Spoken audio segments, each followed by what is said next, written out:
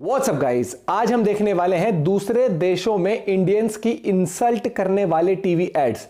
तो इंडिया को क्या करना चाहिए इस बारे में? तो वीडियो इंटरेस्टिंग होगी। वो वाला सही बैठता है कि बराबरी नहीं कर सकते तो बुराई कर दो, इनका वो वाला। लेट्स सी कौन से देश से क्या एड निकाले हुए। फैक्ट बाई की वीडियो है चैनल में, तो प्लीज सब्सक्राइब वीडियो कर दे लाइक 1 2 3 गो। लक्षद्वीप की यात्रा करने के बाद प्रधानमंत्री ने यहां के टूरिज्म को प्रमोट किया, तो मालदीव के मौजूद सरकार को इससे मिर्ची कैसे लग गई?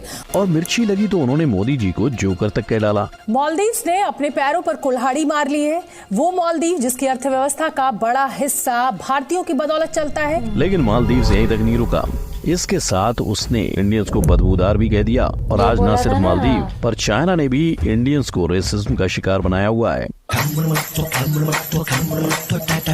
चाइना की एड्स में बात तो रोड सेफ्टी की हो रही है, लेकिन बिना कोई वजह उन्होंने इंडियंस को गंदा दिखाकर हमारा मजाक बना दिया। ऐसा ही मजाक यूक्रेन ने भी किया था, वो भी माँ काली के साथ। और अगर आप ध्यान से देखोगे तो माँ काली की एडिटेड फोटो और इस बोल्ड एक्ट्रेस का पोज बिल्कुल एक जैसा नजर आएगा। मगर क्या ऐसा ही मजाक कोई दूसरे धर्म के लोग सहते नहीं ना? तो आखिर क्यों पिछले कुछ सालों में हर जगह से इंडियंस को भारी मात्रा में रेसिज्म का सामना करना पड़ रहा है? क्या ये सिर्फ एक कोइंसिडेंस है या फिर सोची समझी चाल? आइए जानते हैं।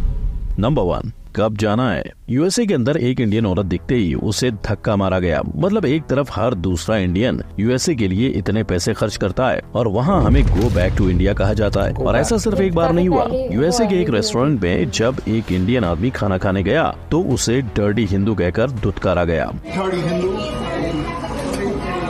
दूसरी तरफ एक इंडियन को गोरों की कंट्री में घुसपैठ करने वाला कहा गया। इतना ही नहीं, वहाँ इंडियन लोग तो छोड़ो, खुद पॉलिटिशियंस भी रेसिज्म का शिकार हुए हैं। वहाँ की कांग्रेस मेंबर प्रमिला जयपाल ने अपने ट्विटर पर 5 वॉइस कॉल्स डाले, जहाँ उन्हें खुलेआम गाली गलौज और रेसिज्म का सामना करना पड़ा था। इस ट्वीट के बाद कई लोग उनके सपोर्ट में तुरंत आ गए। लेकिन FBI की खुद की रिपोर्ट के अनुसार 198 सिखों ने यूएसए में हेट क्राइम का सामना किया। मतलब साफ है कि यूएसए के अंदर बढ़ते रेसिज्म को अब लगाम कसने की सख्त जरूरत है। आपको क्या लगता है? कमेंट में जरूर बताइएगा। नंबर 2, बिन बात का बतंगड़। 2023 में मालदीव जाने वाले सबसे ज्यादा हम इंडियंस ही हैं। इसीलिए आए दिन आपने सोनाक्षी सिन्हा से लेकर नेहा धूपिया तक सबकी मालदीव ट्रिप्स की फोटोज देखी होंगी। लेकिन इसी बीच और एक फोटो आई, एक्टर की नहीं पर नरेंद्र मोदी जी की, और लोकेशन मालदीव की जगह लक्षद्वीप था। इसलिए मालदीव के एक पॉलिटिशियन ने ये डाला कि कोशिश तो अच्छी है, लेकिन उस बदबू का क्या जो तुम्हारे कमरों में से नहीं निकलेगी।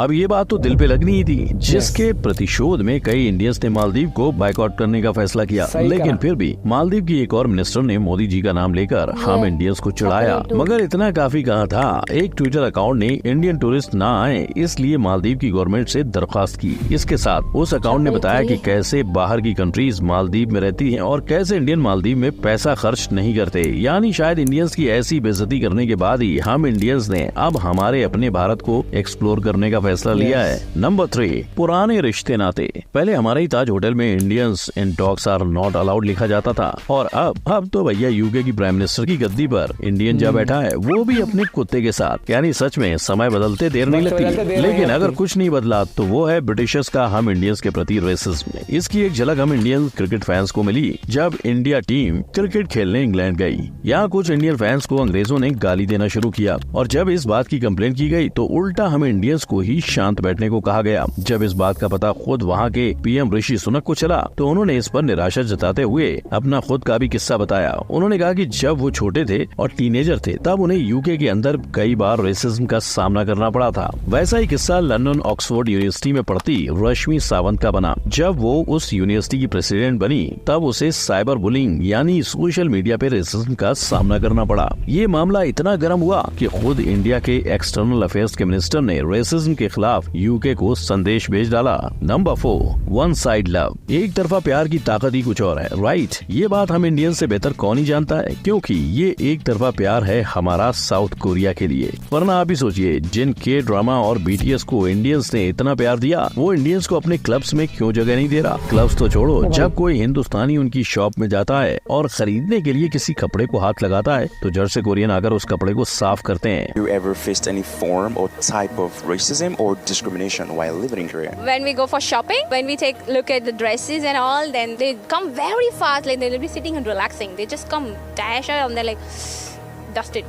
Okay, I'm not buying. यही नहीं, वो हिंदुस्तानियों के बगल में बैठना तक नहीं चाहते। Have you ever experienced racism in Korea? In case I get on the subway, I sit somewhere, person besides me will get up and go sit somewhere. पर क्या इसके सामने साउथ कोरिया की गवर्नमेंट ने कोई एक्शन लिया? Well, आप यकीन नहीं मानोगे कि कोरियंस के पूरी दुनिया पर रेसिज्म का धावा बोलने के बावजूद आज वहाँ कोई एंटी डिस्क्रिमिनेटरी लॉ नहीं है। इसका भुगतान आज न सिर्फ इंडियंस पर इंडियंस के साथ साथ घूम रहे कोरियंस को भी भरना पड़ रहा है। जब वहाँ एक इंडियन अपनी फीमेल को वर्कर के साथ सियोल की बस में ट्रेवल कर रहा था तो एक बूढ़े आदमी ने उस लड़की को बहुत भला बुरा सुना डाला, वो भी सिर्फ इसलिए क्योंकि वो एक इंडियन के साथ थी। तो भाई लोग, आप ही बताओ, हुआ ना ये एक तरफा प्यार? नंबर 5, अब की बार सीधा वॉर। जिस माँ काली की पूजा पूरा हिंदुस्तान करता है, उस माँ काली का ऐसा मजाक इंडिया को इस तरह जलील करने से पहले यूक्रेन की डिफेंस मिनिस्ट्री ने शायद एक पल के लिए भी सोच विचार नहीं किया था। उल्टे अमेरिकन एक्ट्रेस के फ्लाइंग स्कर्ट वाले फोटो की कॉपी बॉम्ब के धुएं पर बनाकर उन्होंने इसे वर्क ऑफ आर्ट बताया था। पर जैसे ही ऑनलाइन उसकी इस जुर्रत को बैकलैश मिला, वैसे ही यूक्रेन की सरकार हरकत में आ गई और उन्होंने इसके लिए अफसोस जताते हुए तुरंत माफी मांगी और इंडिया के सपोर्ट को इम्पोर्टेंट बताया।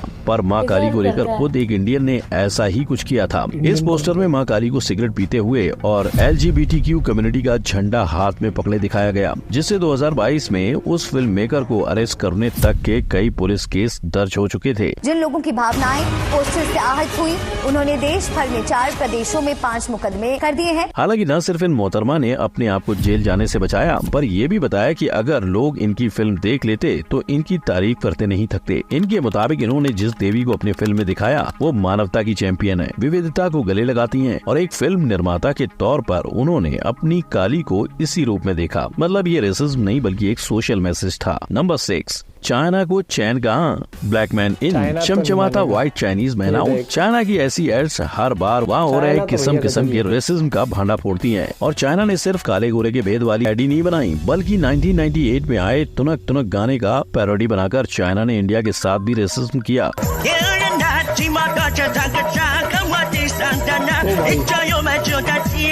और चाइना यहीं तक नहीं ठहरा, पिछले दिनों iPhone 15 जैसी ही मार्केट में आया, ये झूठी खबर भी फैलाई गई कि इंडिया में बने आईफोन को यूरोप ने रिजेक्ट कर दिया। That the India-made iPhone 15 units are being diverted to China after being rejected in Europe for having quality issues. जिसके साथ चाइना के लोग इंडिया पे रेसिज्म कमेंट बोले तो इंडिया में बने आईफोन की करी जैसा स्मेल करने की बात तक कह बैठे। पर इस रेसिज्म का सच चाइना का डर था। चाइना आज की तारीख में 90% आईफोन्स बनाता है और इंडिया 7%। पर चाइना आगे चलकर इन नंबर्स के बदलने से ऐसा डरा हुआ है कि देश के साथ रेसिज्म करने से नहीं कतराया। और जब चाइना इस हद तक बढ़ने को तैयार है तो क्या हमें भी ईंट का जवाब पत्थर से देना चाहिए? वेल, इंडिया ने चाइना पे डायरेक्ट तो नहीं पर श्रीदेवी के इस फेमस गाने से इनडायरेक्टली अटैक जरूर किया था।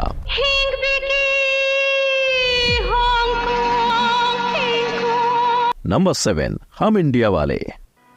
Do you think Indians? Yes, at times, but not all. Yes, I do think Indians are racist. बहुत कम, रेयर, कहीं गांव वगैरह में होगा। Yes, they are. हाँ, इंडिया में भी रेसिज्म होता है और फैक्ट भाई ये सिर्फ 4 लोगों की बात सुनाकर दावा नहीं कर रहा। 2014 में इंडिया रेसिज्म करने वाले कंट्रीज की लिस्ट में टॉप 5 में था। 2017 दिल्ली के मॉल में 2 नाइजीरियन भाई के पीछे भड़की हुई लोकल भीड़ हमला करती है। एक भीड़ से छुप जाता है पर जो नहीं छुप पाता उसका हाल ऐसा होता है। भीड़ के गुस्से का कारण था एक इंडियन लड़के का नशे के ओवरडोज से मरना, जिसका जिम्मेदार अफ्रीकन्स को माना जा रहा था। पर भीड़ में किसी ने भी ये जानने की कोशिश नहीं की कि ये लड़का इंडिया में पढ़ने और एक बेहतर नौकरी पाने आया था और इसका नशे से कोई लेना देना नहीं था। लोगों ने सिर्फ उसका रंग देखा और उस पे हमला कर दिया। और इस तरह के एग्जाम्पल के लिए दूर जाने की जरूरत नहीं। अगर इंडिया में रेसिज्म ना होता तो हर नारी में सीता की जगह हर लड़की की सूरत का रंग कोई क्यों देखता? अपने ही देश में नॉर्थ इंडियंस को चीनी, चिंकी, मोमोज, नेपाली जैसे नामों से क्यों बुलाया जाता?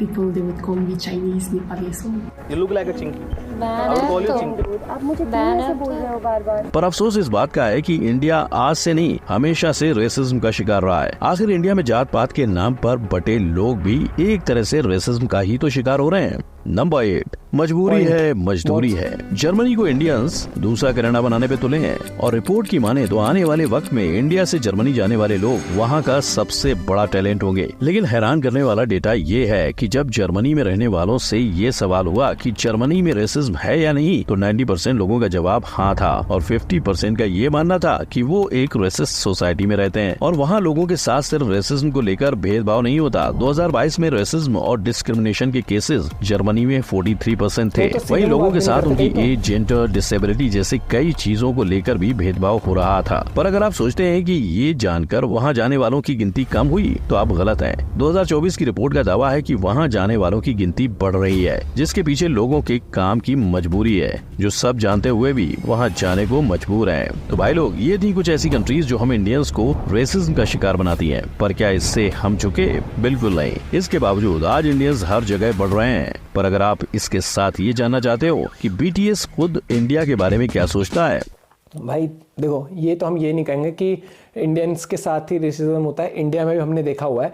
और इसमें ना कहीं ये होता है कि जब हम बड़े हो रहे होते हैं ना, तो हमारी संगत क्या है, हमारे आसपास के लोग किस तरीके दूसरे लोगों को ट्रीट कर रहे हैं, कहीं ना कहीं वो कहते हैं वो संगत का असर होता है। जैसे नॉर्थ ईस्ट के लोग होते तो जिस तरीके जो वर्ड्स यूज हुए वीडियो में वही चीज बोलते थे और तब लोग फन में लेते थे। लेकिन ये समझो कि उनको कैसा लगेगा, इंडियन है वो, हर एक चीज, तो वो चीज गलत है।